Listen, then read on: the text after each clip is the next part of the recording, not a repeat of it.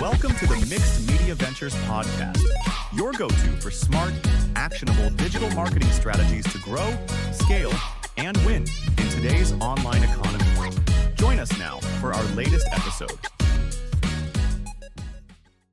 You know that feeling, right? Yeah. You land on a website, maybe it looks absolutely stunning. Award-winning design, maybe beautiful photos, slick animations. Oh, yeah. Visually impressive. Totally. But then you start scrolling and maybe scroll some more, and you just can't quite, grasp what they actually do. Yeah. Or maybe why you personally should care. Mm-hmm. Or what you're supposed to do next. Exactly. Yeah. That's the kicker. You can't figure out what you, the visitor, are supposed to do. Where you even click. Is there a logical path? Yeah.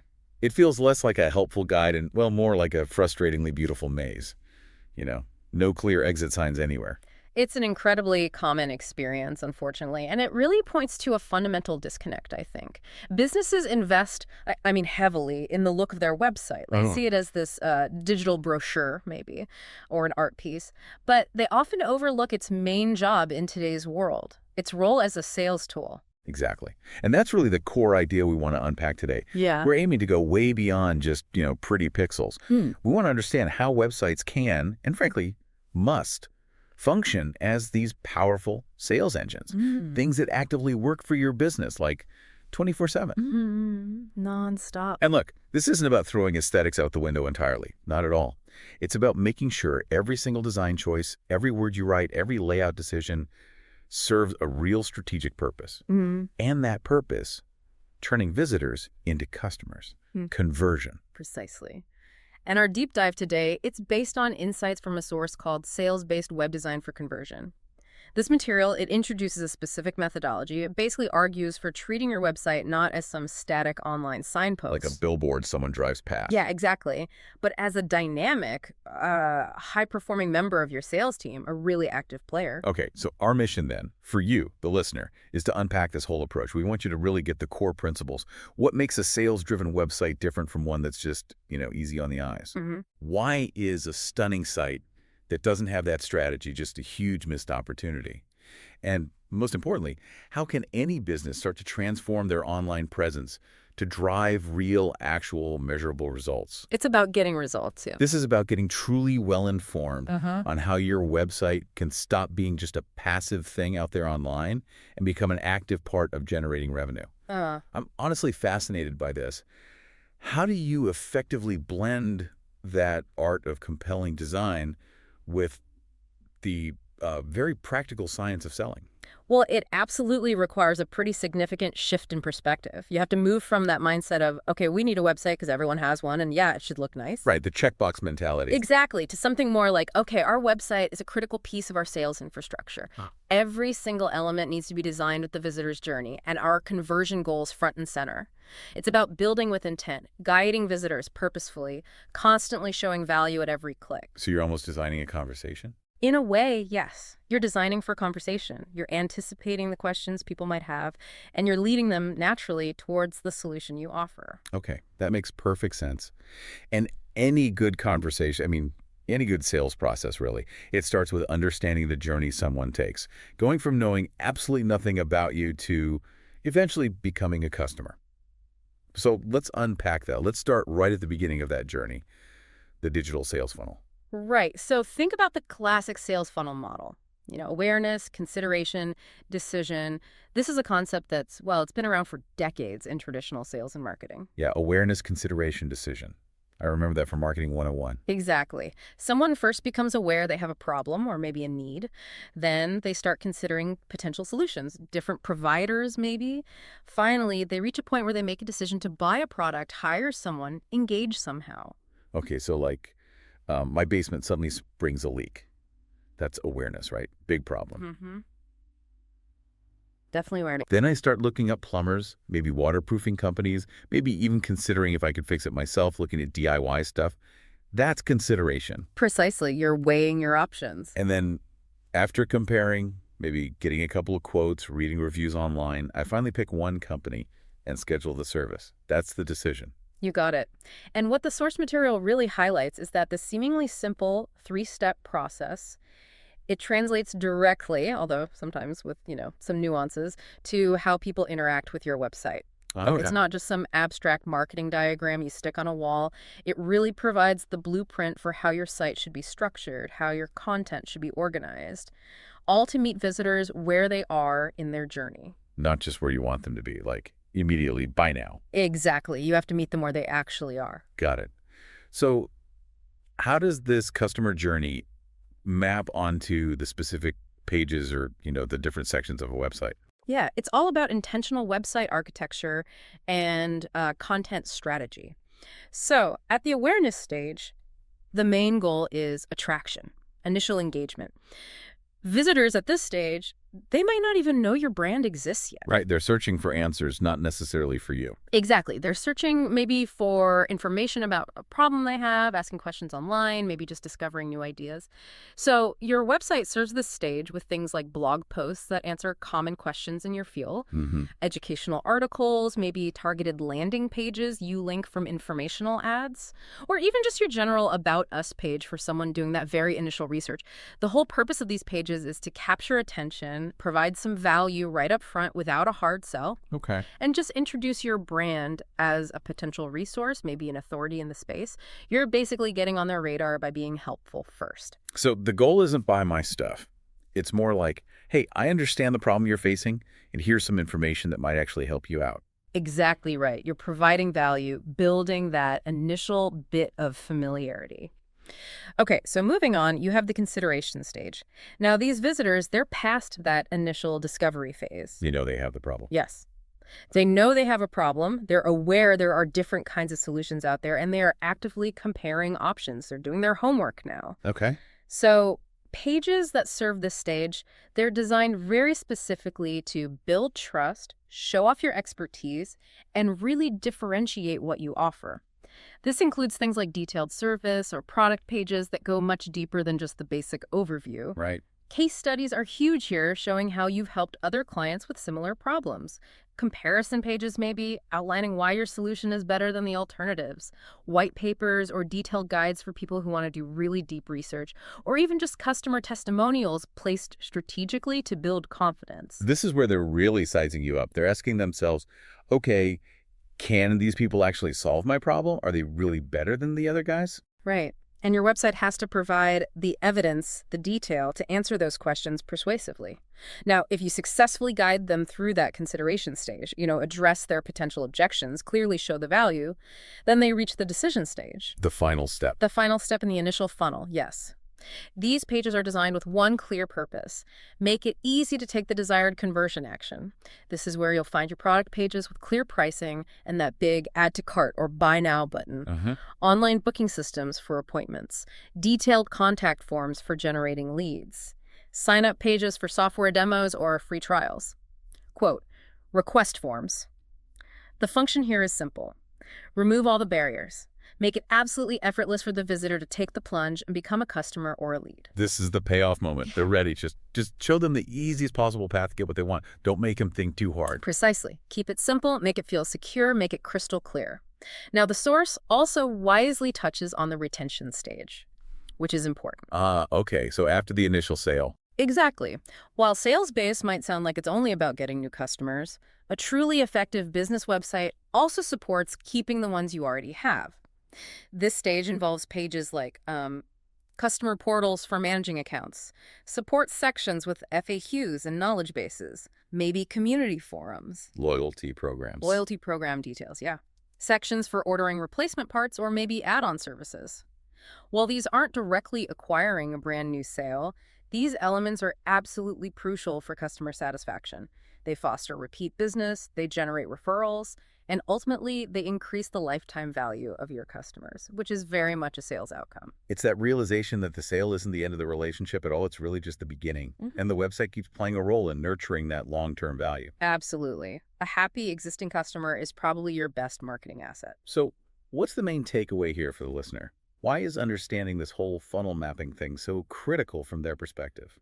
Well, for you as a website visitor, just recognizing this mapping helps you appreciate well-designed sites more and navigate them better. When a site is built with this kind of understanding, you feel guided. Yeah, it feels intuitive. It does. You land on the homepage. Maybe that's awareness. You click on a service that interests you. That's consideration.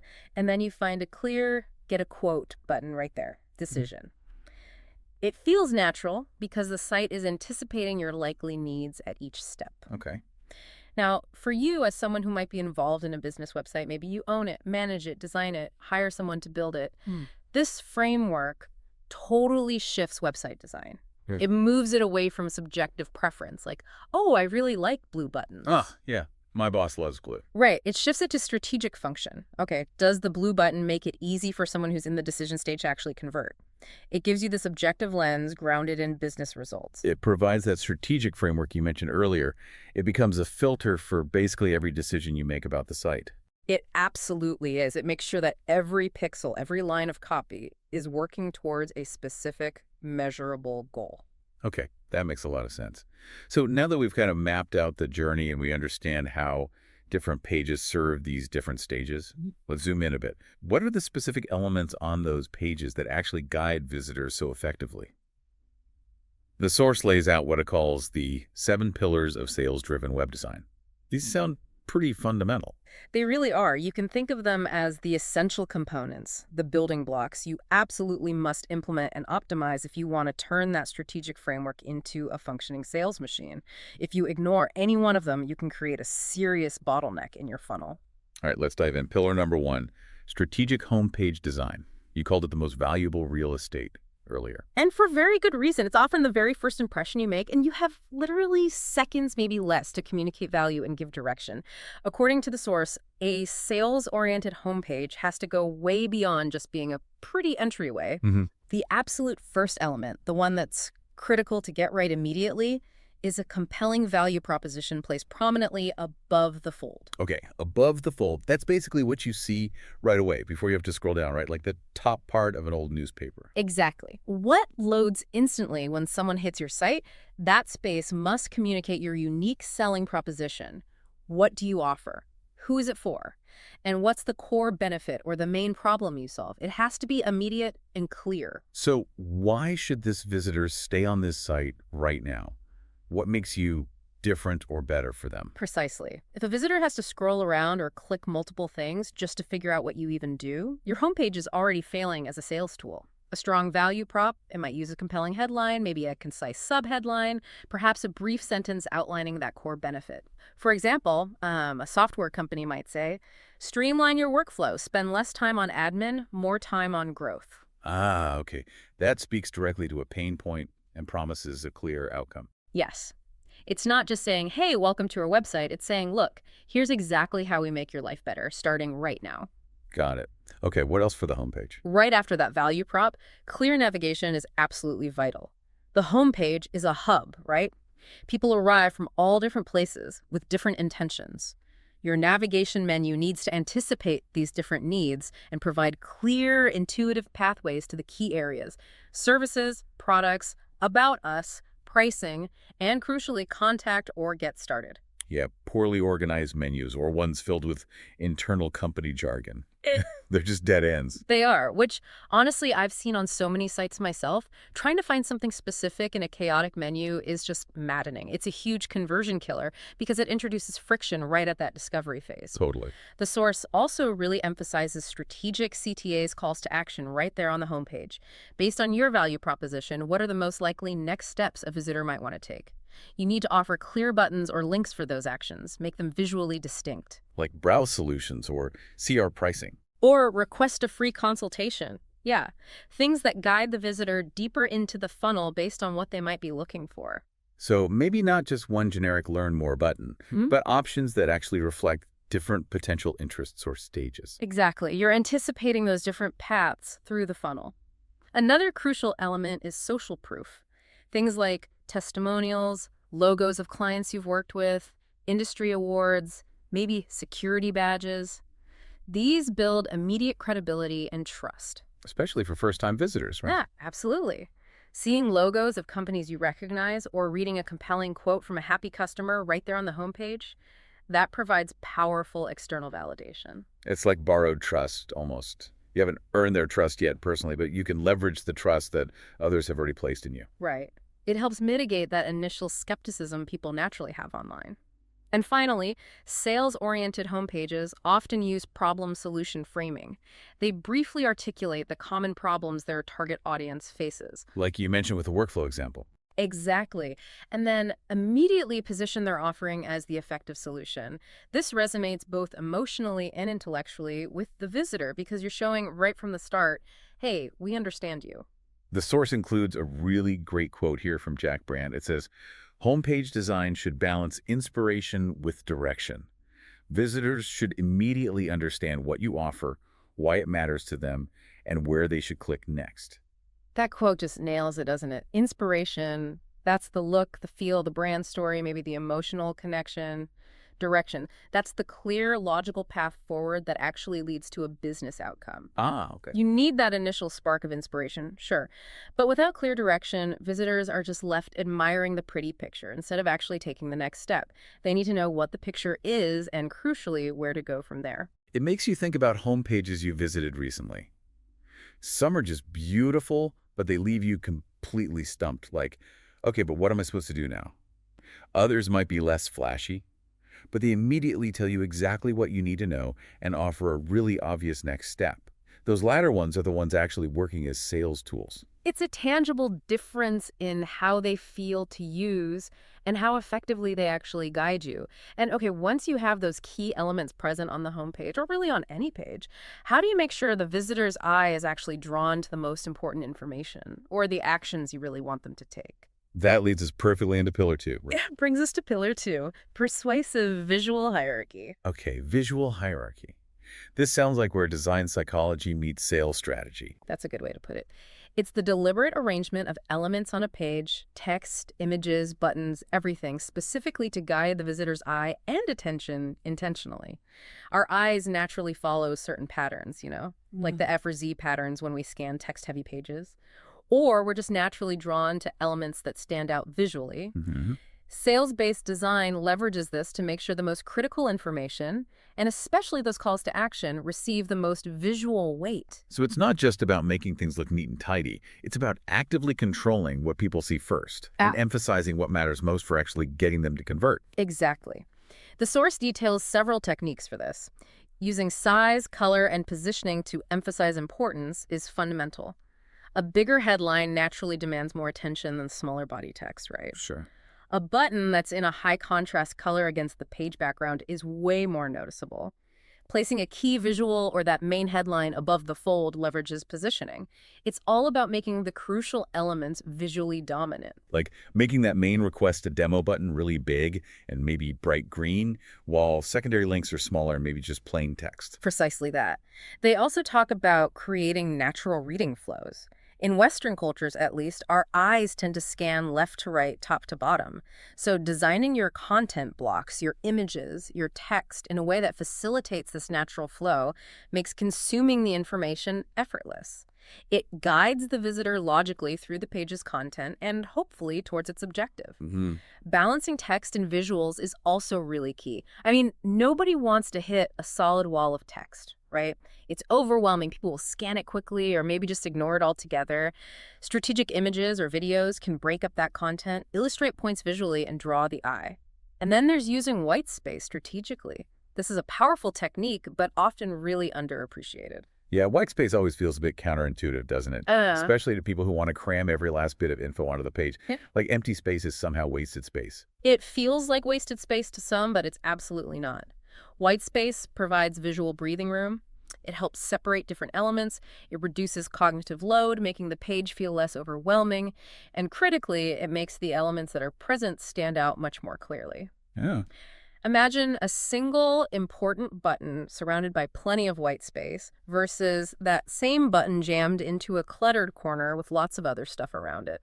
The one with space around it is far more likely to be seen and clicked. Makes sense. Finally, employing contrast, like we talked about with button color, and even subtle movement, maybe like a slight hover effect when your mouse goes over a button, can draw attention to specific areas, especially those primary calls to action. It's kind of like visual signposting saying, hey, look over here. This bit is important.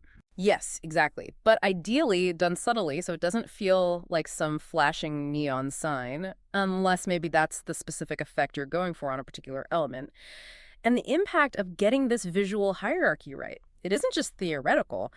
The source mentions a really compelling statistic. Strategic visual hierarchy can actually increase conversion rates by 10 to 30%. Wow, 10 to 30% just from how you arrange things on the page.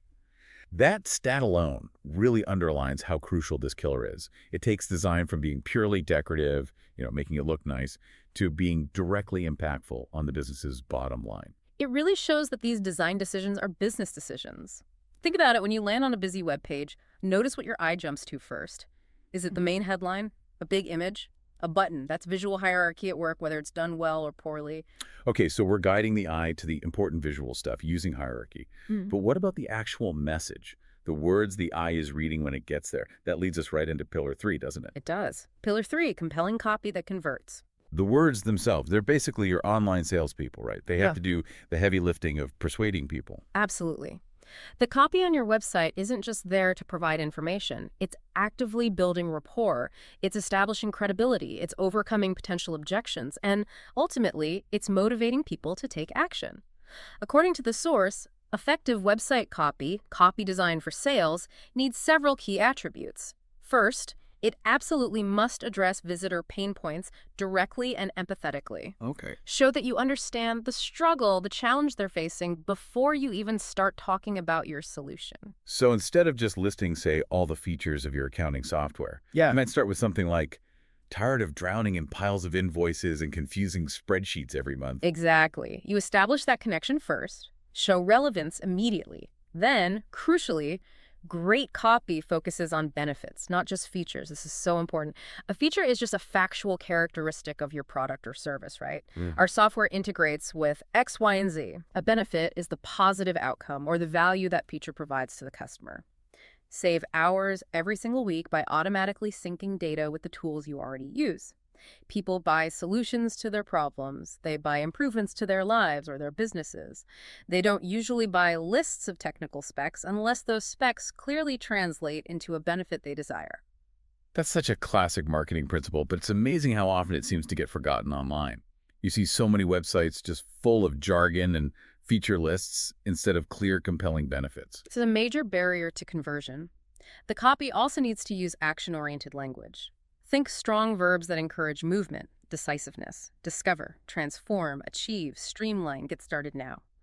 This kind of language subtly pushes the reader towards taking that next step. It should also try to incorporate persuasion principles. Now, the source only touches on this briefly, but think about how copy can imply scarcity, maybe limited spots available, or leverage social proof, join thousands of happy customers just like you, or establish authority developed by leading industry experts. So the copy isn't just informative. It's actually using these little psychological nudges to encourage the action you want them to take. Precisely. And all of this, it needs to be delivered with clarity and concision, while still potentially telling a compelling story, maybe about transformation or success. Online readers, they often scan, right? Especially when they first land on a page. Yeah, definitely. You skim first. So your copy needs to be easy to digest, scannable, maybe using headlines and bullet points effectively.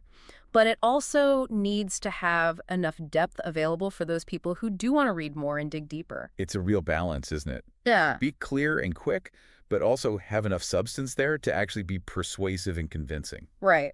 And the source makes the very important point that the copy needs to be tailored to the specific page and where that page sits in the sales funnel we talked about. Oh, okay. Homepage copy. That's generally high-level, benefit-driven service pages.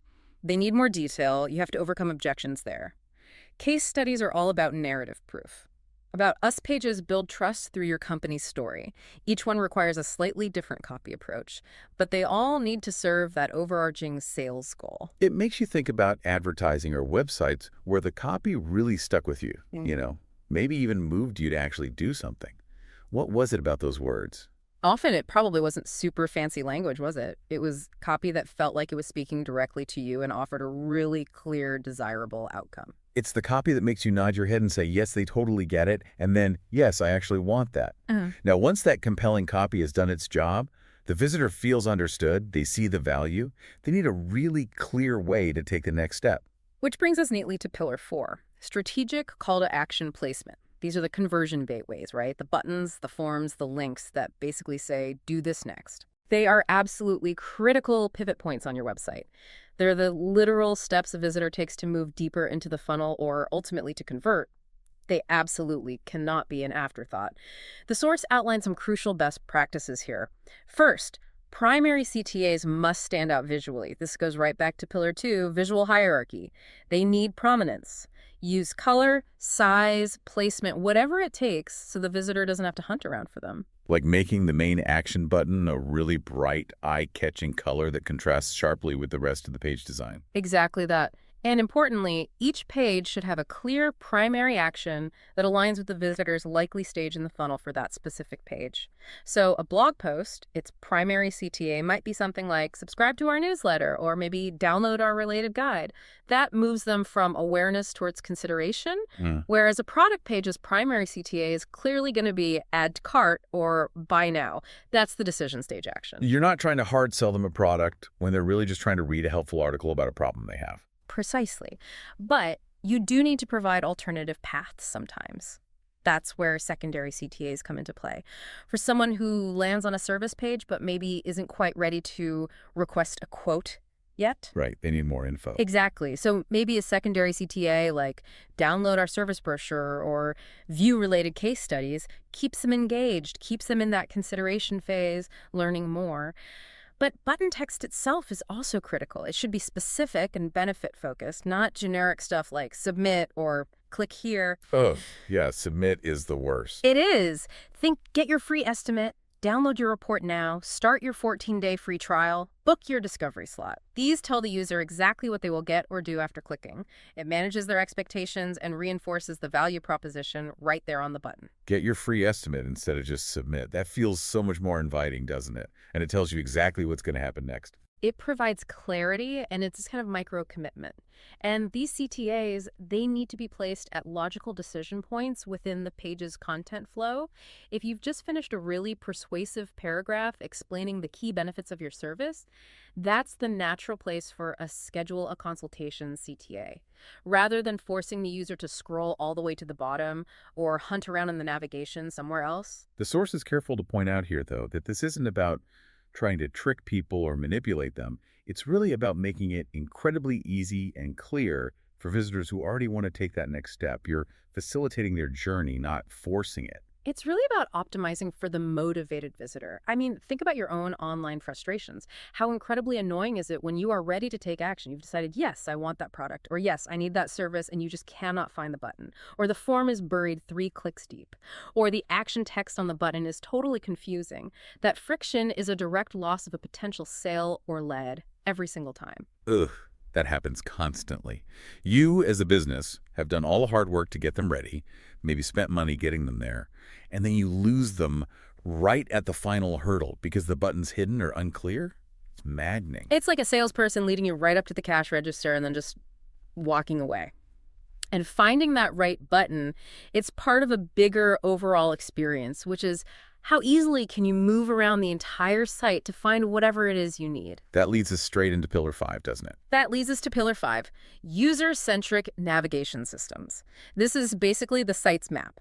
If that map is complex or misleading, visitors are just going to get lost and most likely give up. Yeah, the main menu, the footer links, all that stuff. Exactly. Navigation isn't just a list of links up top. It's a critical guide for the user's journey, and it's a key driver of conversion.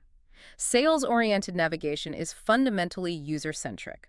What that means is it's structured and labeled based on how your customers think and search for things. Okay. Not based on your company's internal structure or your internal jargon. This is another point that Jack Brandt really emphasizes in the source material, right? About navigation reflecting how customers think about their problems, not how the company is organized internally. Absolutely. Brandt's quote is just spot on. Your services menu should reflect how customers think about their problems, not how you've structured your departments. So, if you sell marketing services, for instance, your menu items should be things people search for, like lead generation, content marketing, search engine optimization. Right. Not internal names like Department of Demand Generation or Creative Services Division or Digital Strategy Unit. The language has to resonate with the visitor's needs and the questions they're asking. That is such a common mistake, though. You see it all the time. Companies structure their website navigation like it's an internal org chart, completely ignoring how an actual external visitor would look for something they need. It's a major, major barrier to finding relevant information and actually reaching those conversion points. Sales-oriented navigation also prioritizes high-value pages and conversion points. Your main service categories, your product lines, maybe that get a quote page, these should be easily accessible right from the main navigation. Often, they should be visually distinct or included as a persistent element, like maybe a Contact Us button that's always visible in the header. It puts the most important destinations front and center, basically. So the key pathways to becoming a customer are always easy to find, no matter where you happen to be on the site. Got it. This also includes ensuring persistent contact options are available, maybe a phone number right in the header, a link to the contact page always visible, or maybe one of those live chat widgets that follows you down the page as you scroll. It acknowledges that a visitor might be ready to reach out at any point in their journey. Including search functionality is also crucial. Some visitors, they arrive knowing exactly what they want, and they'll just use the search bar rather than browsing through menus. And increasingly vital, navigation must adapt intelligently to different devices. Mobile navigation requires a completely different approach than desktop. Oh, yeah. Often it's that clean hamburger menu icon, right? That expands into a clear, touch-friendly list, prioritizing the key pages right at the top. Yeah, the whole navigation experience on mobile is often completely different, isn't it? And it needs to be just as intuitive, maybe even more so, because you've got such limited screen space to work with. Absolutely. Mobile users are often on the go. They're looking for information quickly, and they're navigating with a thumb, usually. If the menu is clunky or the links are too small to tap accurately, they're just gone. Have you ever personally left a site purely because the navigation was so confusing you couldn't find what you needed? I know I have, countless times. It just creates too much mental effort, too much friction. Definitely. It's a fundamental usability issue, and it directly impacts whether someone can even get to the content or the CTA you want them to see in the first place. Okay, so let's say you've guided them visually, you've persuaded them with great copy, you've pointed them towards clear actions, and you've made it easy to navigate the site. But even with all of that perfectly in place, a visitor still needs to feel secure, right? Confident interacting with you online. Which leads us directly to Pillar 6, trust-building elements. In the online world, where you don't have that face-to-face interaction, trust is really the absolute foundation of conversion. Visitors need concrete reasons to believe you are legitimate, credible, and reliable before they're going to hand over their money or their personal information. It makes total sense. You're asking them to take a bit of a leap of faith, especially if they've never done business with you before. Exactly. And the source emphasizes weaving these trust elements throughout the entire site, not just sticking them on one page. Key elements include things like client testimonials and detailed case studies. These are incredibly powerful forms of social proof, showing you've delivered real results for other people or businesses.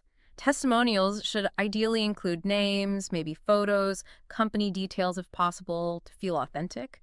Case studies provide that in-depth proof of your capabilities. Industry certifications, partnerships, and affiliations.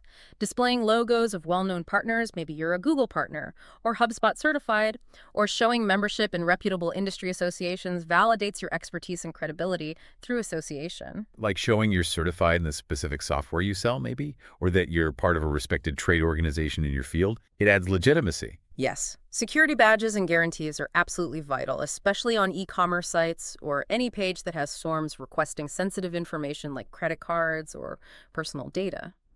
Displaying SSL certificates, those trusted security seals like Norton or McAfee, having clear privacy policies easily accessible, maybe offering money-back guarantees, all of this reduces the perceived risk for the visitor. You're actively signaling that their data and their investment are safe with you. Yeah, seeing those little lock icons in the browser bar or those trust seals definitely makes me feel more comfortable entering my credit card details or personal info online. They are critical visual cues that build confidence at key moments. Media mentions, awards, and positive press also work wonders for establishing authority and reputation. If your business has been featured in reputable publications or won industry awards, showcasing those badges or logos adds significant credibility. And finally, just plain transparency. Things like clear pricing, or at least a clear explanation of the factors that influence your pricing, straightforward return policies, easily accessible contact information. All of this builds trust simply by demonstrating honesty and openness. Yeah, hiding your pricing entirely or making your policies really hard to find just feels kind of sketchy, doesn't it? Being transparent signals confidence in what you offer. It absolutely does. It basically says we have nothing to hide. And the source stresses, again, that these elements shouldn't just be dumped onto a single Trust Us page somewhere. Relevant trust signals should be integrated contextually, right where they matter most. A security badge right near the checkout form. A relevant client logo on a specific service page. A short testimonial placed next to a summary of a case study about a similar project. This reinforces trust continuously as the visitor moves through your site, through the funnel. When you're personally evaluating a business online, what specific trust signals do you tend to look for? For me, it's definitely real-looking testimonials, not just generic quotes without names, and really clear, easy-to-find contact information. If I can't easily find a phone number or a physical address, it just feels less trustworthy somehow. I agree completely. Authenticity in testimonials and just basic accessibility and contact details are huge indicators for me too. Now, these first 6 pillars, they provide the strategic framework and the essential elements for designing a sales-based website. But how do you ensure you're actually optimizing its performance over time? How do you avoid just setting it up and then forgetting about it? That requires the final, and you could argue maybe the most important pillar of them all, data-informed optimization. This is where the continuous improvement loop really comes in. Sales-based web design is never truly finished. It can't be. Because user behavior changes, market conditions shift, technology evolves, you have to constantly measure, analyze, and iterate based on real data, not just gut feelings. You can't just build the site, launch it, and walk away hoping it magically works forever. Absolutely not. That's a recipe for declining performance. The source outlines several critical methods here. First, analyzing user behavior using tools that give you much deeper insights than just basic page views or traffic numbers. This includes things like heat mapping. Okay, what's that exactly? Heat mapping visually shows you where users are clicking, where they're moving their mouse on the page, and how far down they're scrolling.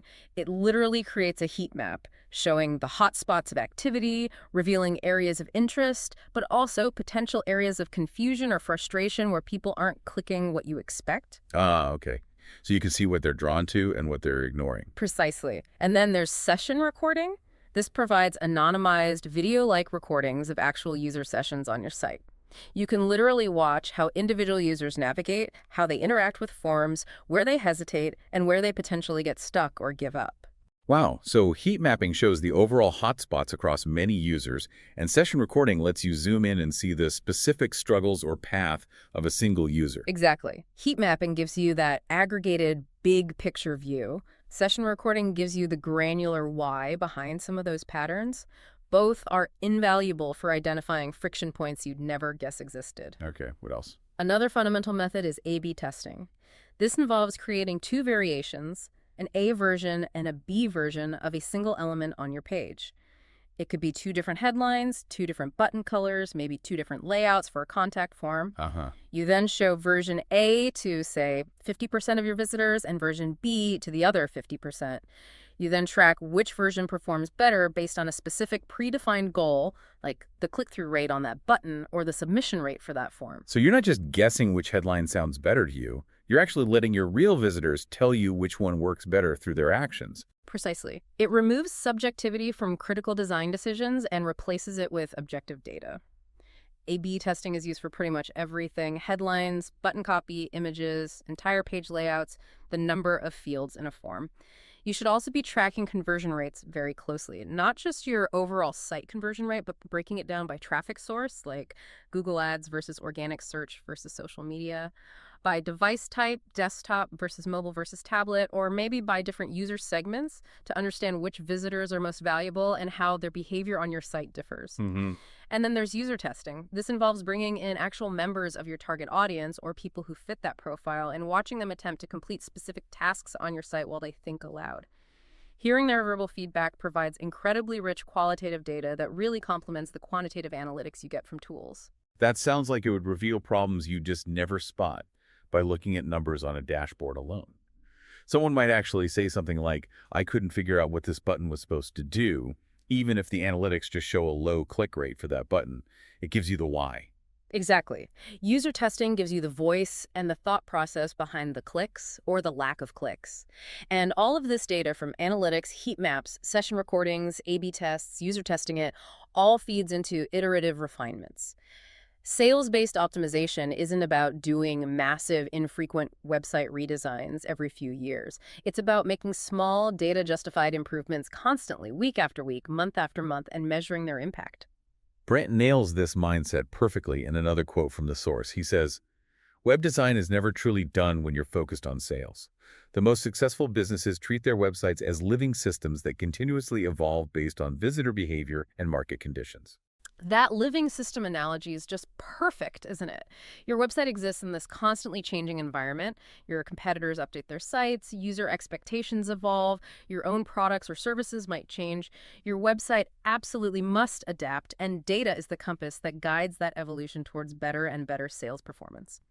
You asked why guessing isn't a good strategy, because intuition, even from highly experienced designers or marketers, is surprisingly often wrong when compared to actual real-world user behavior.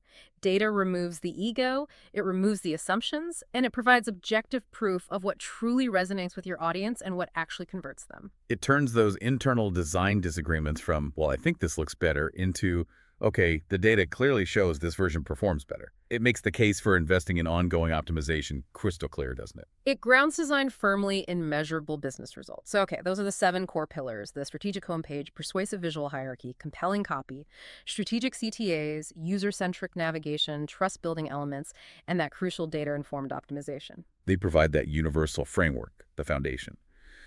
But how do these principles actually look in practice when you start applying them to different types of businesses?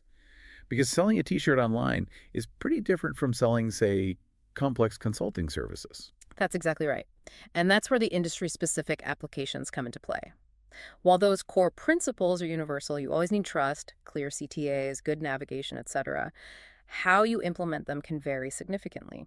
It depends heavily on whether you're selling physical products, e-commerce, intangible services, or maybe complex B2B solutions, because the customer journey and the whole decision-making process are just different for each. Okay, let's start with e-commerce.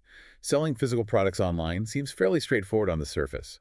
But the source implies there's a lot more to sales-based design here than just, showing a grid of products with prices. Oh, much, much more. For e-commerce, sales-based design focuses very heavily on creating confidence and maybe even a bit of urgency on the product pages themselves, and then ruthlessly removing any friction in the cart and checkout process.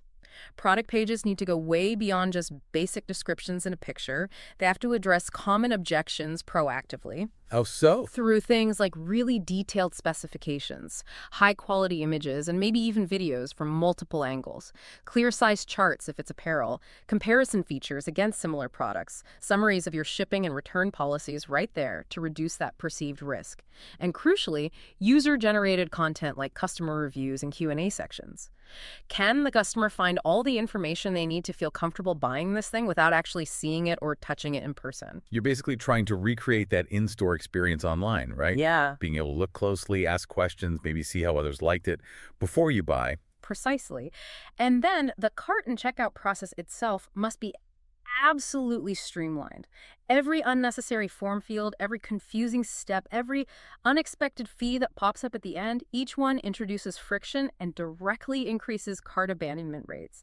Things like offering guest checkout options, having clear progress indicators, you are on step 2 of 3, showing clear order summaries, and placing trust badges right near the payment fields are all vital. Oh man, how many times have you abandoned a shopping cart online because the checkout process was just way too long, or it asked for really weird information, or suddenly added surprise shipping fees right at the very end? It's so common. It is arguably the single biggest conversion killer for e-commerce businesses. Sales-optimized sites also leverage strategic cross-selling and upselling. On product pages, maybe in the cart itself, based on the user's behavior or known product relationships. The classic customers who bought this also bought. Right, increase the order value. Exactly. Personalization is becoming increasingly important too, showing visitors products that are relevant to their past browsing history or maybe stated preferences. And of course, robust abandoned cart recovery mechanisms are absolutely essential. Those automated emails or maybe push notifications that gently remind a user about items they left in their cart. Those are direct sales interventions triggered by the website's tracking. Yeah, they can be a little annoying sometimes, maybe, but they clearly work often enough by nudging you back to complete the purchase you already started. They're highly effective because they re-engage someone who showed very high purchase intent just moments before. Okay, now, service businesses, they face a completely different set of challenges because they're selling something much less tangible. They're selling expertise or outcomes or time. Right. It's much harder to visualize or try on a service compared to a physical product like a shirt or a gadget. Exactly. So the website's primary job here is to build confidence and provide absolute clarity about that intangible offering. This requires detailed service descriptions that skillfully translate what you do into concrete benefits and outcomes for the client. Don't just say, we offer business consulting. Say something like, we help manufacturing businesses like yours reduce operational costs by an average of 15% within the first 6 months. Be specific. Show the result. Yes. Process explanations are also crucial. You need to demystify how you actually deliver the service. What are the specific steps involved from that initial contact all the way through to project completion? This helps overcome what the source calls the uncertainty barrier. Yeah, the uncertainty barrier. That makes sense. Not knowing exactly what's involved in the process, how long it might take, or what's expected of you as the client, that can definitely make you hesitate to engage with a service provider. Right. Pricing transparency is key for building trust here, too. Or, if you can't list exact prices, at least provide a clear explanation of the factors that influence pricing, like project scope or the level of expertise required. Hiding all pricing information completely can often lead to frustration or just the assumption that you must be really expensive. Team showcases with professional bios and maybe friendly photos help humanize the service. Remember, people are often buying the expertise and the relationship with your team members as much as the service itself. And portfolios or detailed case studies are absolutely vital proofs for service businesses.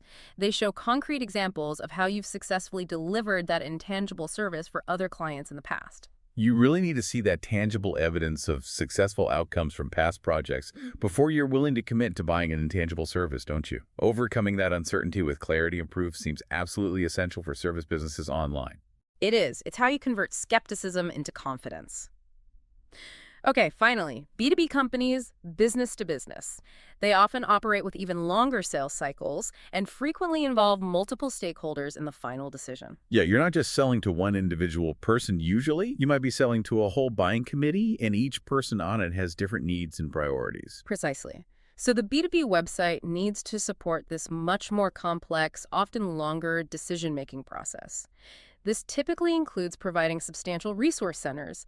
Think libraries filled with white papers, in-depth guides, industry reports, recorded webinars, detailed case studies, resources that prospects can use for their own deep research, for educating colleagues internally, and for building a solid business case to justify purchasing your solution. Good. Things like ROI calculators or other tools that help prospects quantify the potential return on investment or the cost savings they might achieve with your solution.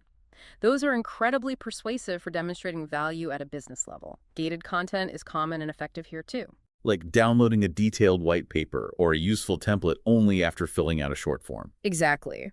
It serves as both a valuable lead generation mechanism for the business and a way to provide genuinely useful, in-depth resources to serious prospects who are further down the funnel. It's a key value exchange in the B2B context.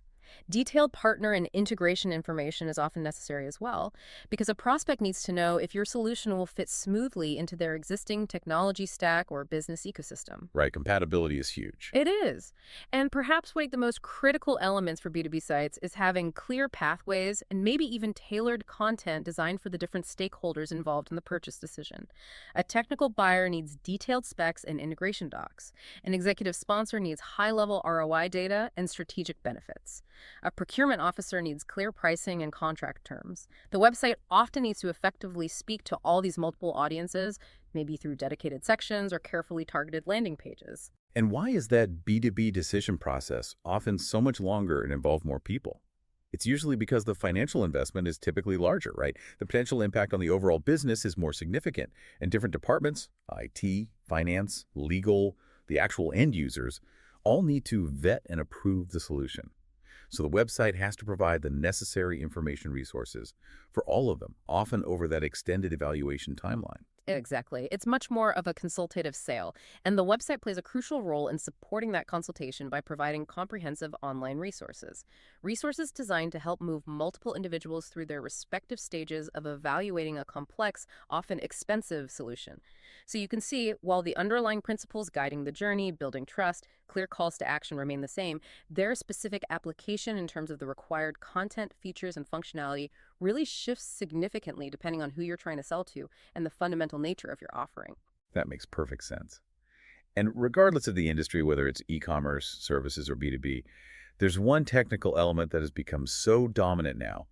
It's truly non-negotiable for any kind of sales-based web design today. Mobile optimization has to be. Mobile optimization, the non-negotiable element. It's honestly staggering when you look at the stats for how much web traffic is now mobile.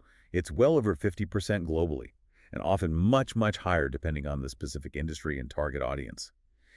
If your site isn't designed with mobile users in mind first, you're effectively putting up a huge barrier for more than half of your potential customers right from the start. And that barrier has direct, immediate, measurable consequences for your conversion rates. The source correctly points out that true mobile optimization is not just about shrinking your desktop site down to fit onto a smaller screen. That's not optimization. Right, responsive design isn't always optimized design. Exactly. Mobile users behave differently. They're often on the go, maybe have shorter attention spans. They're using touch interfaces, not a precise mouse pointer. And they often have different informational needs compared to someone sitting at a desktop computer doing deep research. Yeah, just making everything tiny and cramped on a phone screen is definitely not mobile friendly. It's frustrating. It's a terrible user experience. True mobile optimization means designing specifically for the mobile context. This includes having touch-friendly elements, buttons, links, form fields that are large enough and spaced adequately so they're easy to tap accurately with a thumb without accidentally hitting something else. Streamlined forms that are easy to fill out on a small screen. Minimize typing where possible. Use drop-downs, radio buttons, auto-suggestions. Ideally support browser autofill features. Clip-to-call functionality for phone numbers is huge. It makes it absolutely effortless for users to contact you directly right from their phone. Oh yeah, that's massive for service businesses, or really anyone who wants immediate inquiries. You see the number, you just tap it and you're calling them. Yeah. No fumbling with copy and paste. Exactly. Removing that tiny bit of friction is a key conversion facilitator on mobile. Page speed optimization is arguably even more critical on mobile than it is on desktop. Mobile users are notoriously impatient, and their network connections can be less reliable or slower. A slow-loading mobile site is practically a guaranteed bounce. Every millisecond genuinely counts. Oh yeah. If a site takes more than just a couple of seconds to load properly on my phone, I'm probably gone. It just feels broken or unprofessional. It signals unreliability and lack of care, absolutely. The source even mentions things like thumb zone mapping, thinking about how people typically hold their phones usually with one hand, using their thumb to navigate, and consciously placing key interactive elements like navigation menus and primary CTAs within the easy reach of that thumb. Wow, designing the actual layout based on how people physically interact with the device, that's incredibly specific and really user-focused thinking. It is, isn't it? And it illustrates the level of detail required for truly effective mobile sales design. Brandt's quote, "on mobile," reinforces this perfectly. Mobile users often have different intent patterns than desktop visitors. A properly sales-optimized website recognizes these differences and adapts accordingly. Someone browsing on their phone might be primarily looking for your store location or your opening hours or quick contact information, maybe a quick price check, whereas a desktop user might be doing much more in-depth research or making a larger, more considered purchase. Your mobile experience should cater efficiently to those more likely on-the-go needs while still providing easy access to the full depth of information if someone does need it. Think about it yourself. How quickly do you bail on a site on your phone if it's slow to load, or the text is too small to read comfortably, or the buttons are impossible to tap accurately? For me, it's almost instantaneous. The frustration just isn't worth fighting through. And that's the reality for millions and millions of users every day. Ignoring mobile optimization today is like deciding to close your physical store halfway through the day, but only for half of your potential customers. It's not just some technical nicety anymore. It's a fundamental sales requirement in the modern world. Now, implementing all these pillars, the 7 we talked about, plus mobile, it sounds like a clear path to success, right? But the source also takes care to highlight some common missteps that businesses make along the way. Okay, let's talk about those. The common pitfalls in sales-based web design. What are the main traps people should try to avoid? The source lists several recurring issues that tend to trip businesses up. The first one, which we kind of touched on earlier, is form over function. This is when businesses prioritize flashy design trends, maybe overly complex animations, or purely artistic visuals at the expense of fundamental usability, clarity of message, and clear conversion pathways. A stunning website that completely confuses visitors or makes it hard to find the CTAs might win design awards, but it's a design success and a sales failure. Oh, yeah. Have you ever landed on a site that looked like a genuine piece of digital art? Absolutely beautiful, but you literally couldn't figure out how to navigate it or where to find the price or even what they were selling. It definitely happened. It absolutely does, and it essentially prioritizes the designer's portfolio over the actual business's goals. Another common pitfall is conversion tunnel vision. This is focusing only on optimizing the very last step of the funnel, maybe the checkout page or the final contact form submission, while completely ignoring all the earlier stages of the journey. Oh, okay. If your awareness stage content isn't attracting the right audience in the first place, or your consideration stage pages aren't effectively building trust and demonstrating value, and if your navigation is confusing, well, visitors will never even reach that beautifully optimized checkout page you worked so hard on. You have to optimize the entire path, the whole journey, not just obsess over the finish line. Exactly. It's about optimizing the whole user journey. A closely related pitfall is neglecting the post-conversion experience. This is treating the conversion, the sale, the lead submission as the absolute endpoint of the website's job. The source really emphasizes that the website should also actively support the customer relationship after that initial sale, through things like useful account dashboards, accessible support resources, making it easy to reorder, etc. Ignoring this aspect misses huge opportunities for repeat business, generating referrals, and building long-term customer loyalty and value. Which, as we discussed earlier, is a absolutely crucial part of overall business sales performance, right? A happy, loyal customer is your best advocate and often your most profitable one. They truly are. A major pitfall, one that directly contradicts Pillar 7, is insufficient testing and iteration. This is building the site based purely on assumptions or internal opinions. Oh, I think this looks good, or I bet people will click here, rather than rigorously using data to validate those decisions and continuously refine the site's performance over time. Failing to conduct regular A/B testing, analyze user behavior data, and iterate based on those results is pretty much a guarantee that your site is performing significantly below its true potential. Just launching it and kind of hoping for the best isn't a strategy at all. It's really just a gamble with your online presence. It absolutely is. And finally, another common one is technical debt accumulation. This involves letting the website's underlying technical infrastructure slowly degrade over time. This can manifest as issues like increasingly slow page load speeds, especially on mobile, broken functionality, like forms that don't submit properly, neglecting crucial security updates, or maybe relying on outdated code or third-party plugins that cause conflicts. These technical issues directly impact user experience, they erode trust, and ultimately they kill conversion rates. And how does a slow or broken site kill conversions? Almost instantly, right? Visitors today are incredibly impatient. If the site feels unstable or it's painfully slow or things just don't work correctly, they leave immediately. And worse, they probably lose trust in the business behind the site too. They signal unreliability, yeah. So avoiding these pitfalls really requires taking a holistic view of the website as an active sales tool, making a firm commitment to ongoing optimization based on data, and maintaining a relentless focus on the user's experience from their very first click all the way through to their post-purchase interactions. Okay, so we've covered the foundation, the 7 pillars, how they apply differently across industries, and the common traps to avoid. How do you actually know if all this effort is paying off? What are the key performance indicators, the KPIs that really matter for tracking the success of a sales-based website? Right. Measuring success. This is critical. As the source points out, for a truly sales-focused site, success isn't just about those vanity metrics like, wow, look how much website traffic we got last month. It's about what a significant percentage of that traffic actually does once they arrive on the site. Okay, so the most obvious one has to be conversion rate. Absolutely. That's usually the North Star metric. This is simply the percentage of your website visitors who complete a specific desired action, maybe filling out a lead form, making a purchase, signing up for a free trial, downloading a key piece of content like a white paper.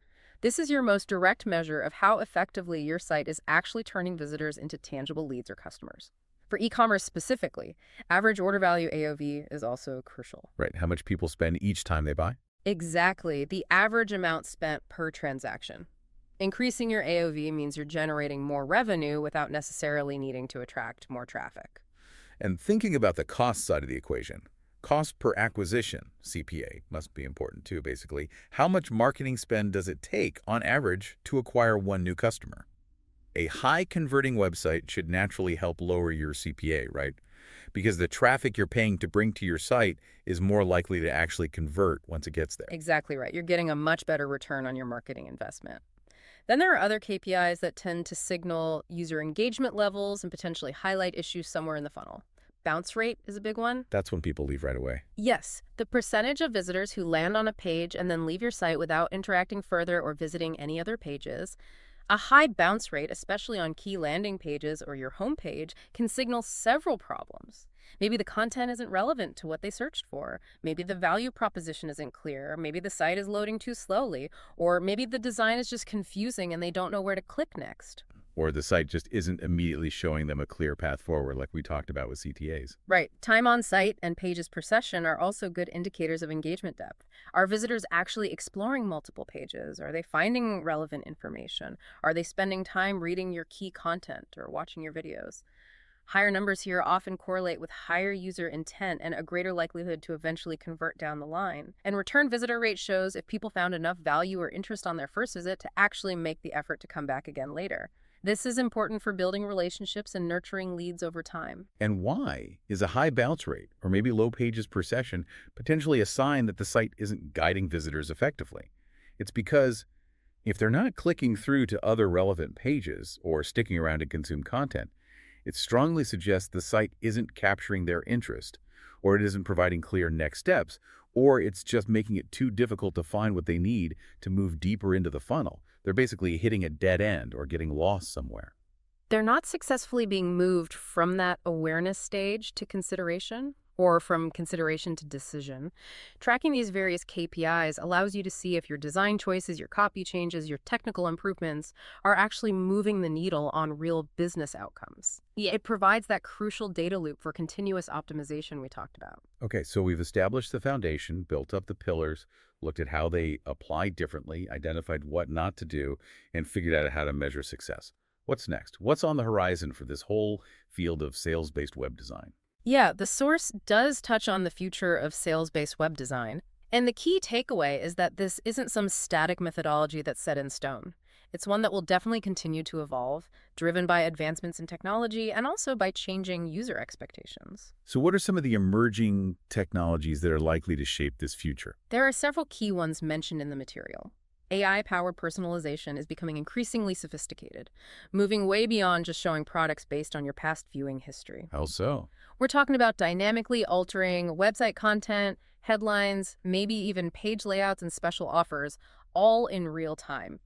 Based on a complex analysis of a visitor's current behavior, their historical data, demographic information, maybe even external factors like time of day or location, the site literally adapts to you almost instantly. Wow, that sounds incredibly powerful. Almost like the website becomes this highly intuitive, personalized salesperson that's tailoring its pitch to you on the fly. It certainly has that potential. It aims to anticipate your needs and present the most relevant information or the most compelling offer immediately, without you having to search for it. Conversational interfaces, things like advanced chatbots and integrated voice assistants, are also moving beyond just answering simple FAQs. They're starting to actively guide users through parts of the sales process. Like how? Asking qualifying questions to understand needs better, recommending specific products based on your answers, maybe even scheduling appointments or helping you complete orders through a more natural language interaction. So instead of filling out a long, complex form, you might just sort of chat your way through the process with a bot. Exactly. The goal is to make it feel more human-like, less transactional. Augmented reality, AR, is emerging as well, and it's particularly relevant for e-commerce. It allows users to visualize products in their own environment before they commit to purchasing. Think using your smartphone camera to see how a new sofa might look in your actual living room. Or how a certain shade of makeup looks on your skin tone. Precisely. Or trying on virtual clothes. That dramatically reduces the uncertainty barrier we talked about earlier, not just for services, but for physical products, too. You get a much clearer idea of fit, scale, and appearance before you buy. That could be huge for reducing returns. Definitely. Predictive analytics is becoming more deeply integrated, too. This involves using vast amounts of historical user data to predict a current visitor's likely intent or their most probable next action, based on identifying patterns. This allows the website to proactively surface the right content, or the most relevant CTA, perhaps even before the user consciously realizes they need to search for it. So the site might kind of guess you're about to look for pricing information based on your behavior, and maybe subtly make that pricing link more prominent.